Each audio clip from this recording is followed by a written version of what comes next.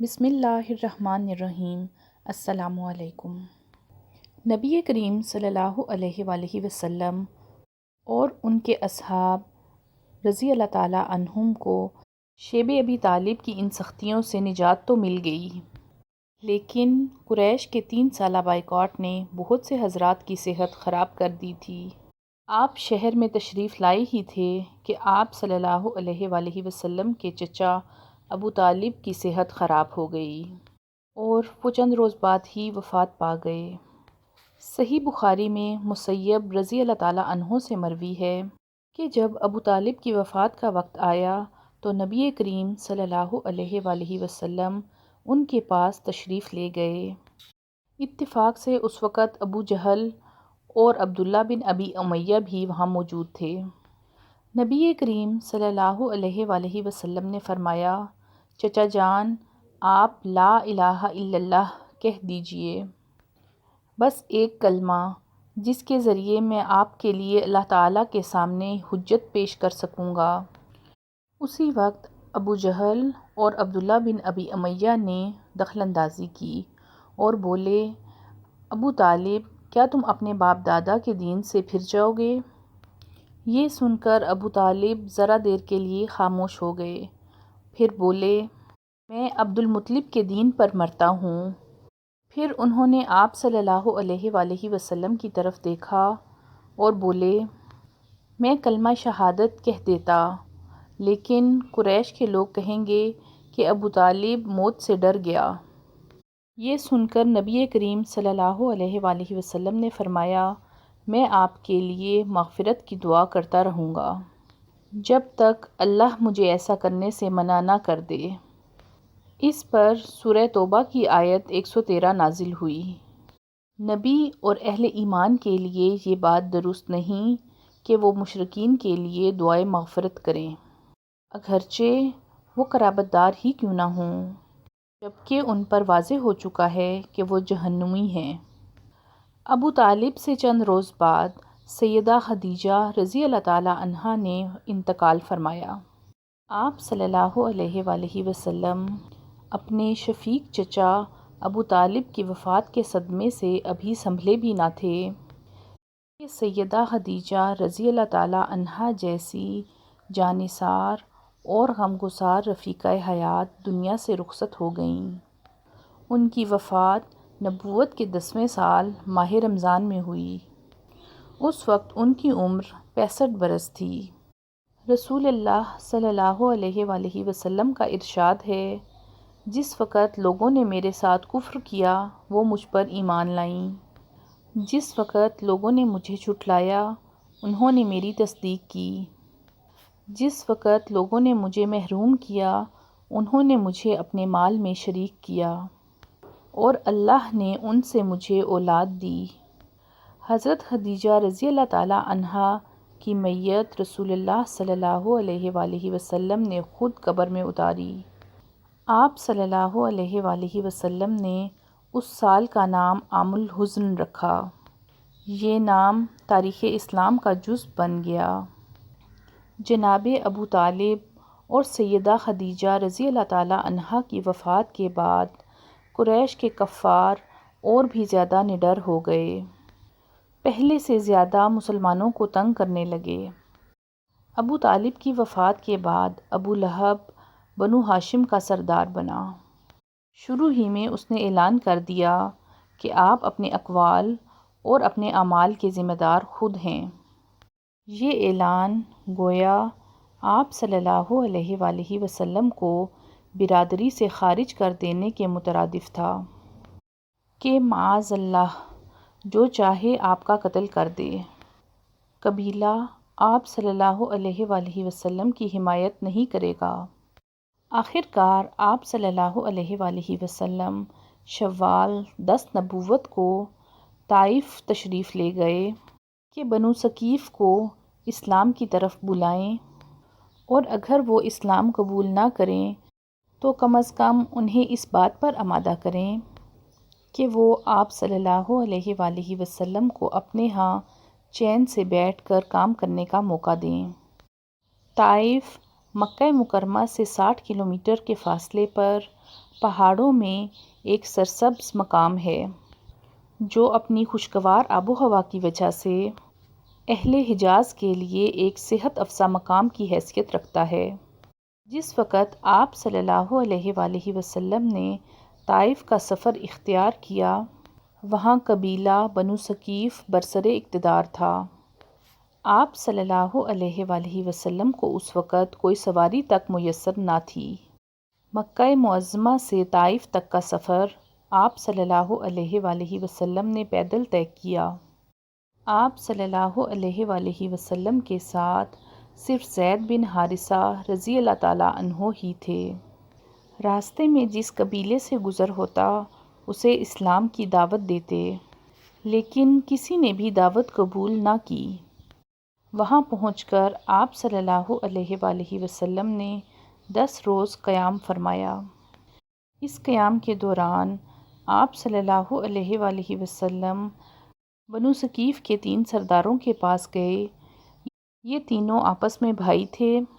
ان کے والد کا نام عمرو بن عمیر ثقفی تھا۔ آپ صلی اللہ علیہ وآلہ وسلم نے انہیں اللہ کی اطاعت اور اسلام کی مدد کی دعوت دی۔ انہوں نے انکار کر دیا اور خوف محسوس کیا کہ کہیں ان کا نوجوان طبقہ آپ صلی اللہ علیہ وآلہ وسلم کی تبلیغ سے متاثر نہ ہو جائے۔ مجبوراً آپ صلی اللہ علیہ وآلہ وسلم کو طائف چھوڑنا پڑا۔ جب آپ صلی اللہ علیہ وآلہ وسلم وہاں سے نکلے تو بنو ثقیف کے سرداروں نے اپنے کچھ لفنگے آپ کے پیچھے لگا دیے۔ وہ راستے میں دور تک آپ صلی اللہ علیہ وآلہ وسلم پر آوازیں کستے رہے۔ یہ بدبخت گالیاں دے رہے تھے اور پتھراؤ کر رہے تھے۔ اس قدر پتھر مارے کہ آپ صلی اللہ علیہ وآلہ وسلم اور آپ کے ساتھی صحابی زخموں سے چور ہو گئے۔ اس حالت میں آپ دونوں ایک باغ میں بیٹھ گئے۔ یہ باغ طائف سے 3 میل کے فاصلے پر تھا۔ آپ صلی اللہ علیہ وآلہ وسلم باغ میں انگور کی بیل کے سائے میں ایک دیوار کے ساتھ ٹیک لگائے بیٹھے تھے اور جو واقعہ پیش آیا اس پر سوچ بچار فرما رہے تھے۔ چنانچہ آپ صلی اللہ علیہ وآلہ وسلم نے ایک رقت آمیز دعا فرمائی جو دعائے مستضعفین کے نام سے مشہور ہے۔ اس کا مفہوم یہ ہے: الہی، میں تیرے سامنے اپنی کمزوری اور بے بسی اور لوگوں کی بے قدری کا بیان کرتا ہوں۔ یا ارحم الراحمین، تو کمزوروں کا رب ہے، تو میرا بھی رب ہے۔ تو مجھے کس کے حوالے کر رہا ہے؟ کیا کسی بیگانے کے جو میرے ساتھ بدی سے پیش آئے، یا کسی دشمن کے؟ اگر مجھ پر تیرا غضب نہیں ہے تو کوئی پرواہ نہیں، لیکن تیری عافیت میرے لیے زیادہ کشادہ ہے۔ میں تیرے چہرے کے اس نور کی پناہ چاہتا ہوں جس سے تاریکیاں روشن ہو گئیں اور جس سے دنیا اور آخرت کے معاملات درست ہوئے۔ مجھے تیری رضا مطلوب ہے، یہاں تک کہ تو خوش ہو جائے، اور تیرے بغیر کوئی زور اور طاقت نہیں۔ واپسی پر آپ صلی اللہ علیہ وآلہ وسلم بہت دل شکستہ اور غمگین تھے۔ جب آپ کرگل منازل کے قریب پہنچے تو محسوس ہوا کہ آسمان پر ایک بادل سا چھایا ہوا ہے۔ نظر اٹھائی تو جبرائیل علیہ السلام سامنے تھے۔ انہوں نے کہا، آپ کی قوم نے جو جواب آپ صلی اللہ علیہ وآلہ وسلم کو دیا، اللہ نے اسے سن لیا ہے۔ اب یہ پہاڑوں کا منتظم فرشتہ اللہ نے بھیجا ہے۔ آپ صلی اللہ علیہ وآلہ وسلم جو حکم دینا چاہیں دے سکتے ہیں۔ پھر پہاڑوں کے فرشتے نے آپ صلی اللہ علیہ وآلہ وسلم کو سلام کیا اور کہنے لگا، آپ فرمائیں تو دونوں طرف کے پہاڑ ان لوگوں پر الٹ دوں؟ آپ صلی اللہ علیہ وآلہ وسلم نے فرمایا، نہیں، بلکہ مجھے امید ہے کہ اللہ تعالیٰ ان کی نسل سے ایسے لوگ پیدا کرے گا جو صرف ایک اللہ کی عبادت کریں گے اور اس کے ساتھ کسی کو شریک نہ ٹھہرائیں گے۔ آپ صلی اللہ علیہ وآلہ وسلم طائف سے نکل کر چند روز نخلا کے مقام پر ٹھہرے۔ آپ صلی اللہ علیہ وآلہ وسلم جانتے تھے کہ طائف میں جو کچھ گزرا اس کی خبریں مکہ تک پہنچ چکی ہوں گی، اور اب تو کفار پہلے سے بھی زیادہ دلیر ہو جائیں گے۔ انہی دنوں کا ذکر ہے، ایک رات نماز میں آپ صلی اللہ علیہ وآلہ وسلم قرآن پاک پڑھ رہے تھے کہ جنوں کے ایک گروہ کا ادھر سے گزر ہوا۔ انہوں نے قرآن سنا تو ایمان لے آئے اور اپنی قوم میں جا کر تبلیغ شروع کر دی۔ اللہ تعالیٰ نے اپنے نبی کو یہ خوشخبری سنائی کہ اگرچہ انسان اس دعوت کو قبول نہیں کر رہے، لیکن بہت سے جن قرآن پاک کی تلاوت سن کر اس کے گرویدہ ہو گئے ہیں اور اس دعوت کو اپنی جنس میں پھیلا رہے ہیں۔ اس واقعے کی تفصیل سورہ احقاف میں یوں بیان کی گئی ہے: اور یاد کرو جب ہم نے آپ کی طرف جنوں کے ایک گروہ کو متوجہ کیا کہ وہ قرآن سنیں، پس جب وہ نبی کے پاس پہنچ گئے تو ایک دوسرے سے کہنے لگے، خاموش ہو جاؤ۔ پھر جب تلاوت ختم ہو گئی تو اپنی قوم کو خبردار کرنے کے لیے واپس لوٹ گئے۔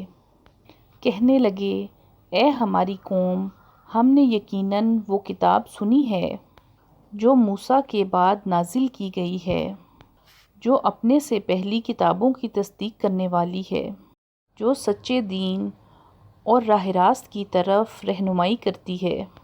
اے ہماری قوم، اللہ کی طرف بلانے والے کا کہا مانو، اس پر ایمان لاؤ تو اللہ تمہارے گناہ بخش دے گا اور تمہیں المناک عذاب سے پناہ دے گا۔ اس موقع پر جن آپ صلی اللہ علیہ وآلہ وسلم کے سامنے نہیں آئے تھے، اور نہ ہی آپ صلی اللہ علیہ وآلہ وسلم نے ان کی آمد کو محسوس کیا تھا، بلکہ بعد میں اللہ تعالیٰ نے آپ صلی اللہ علیہ وآلہ وسلم کو ان کے آنے اور قرآن سننے کی خبر دی۔ پھر چند روز بعد آپ صلی اللہ علیہ وآلہ وسلم نخلا سے نکل کر مکہ مکرمہ کی طرف روانہ ہوئے۔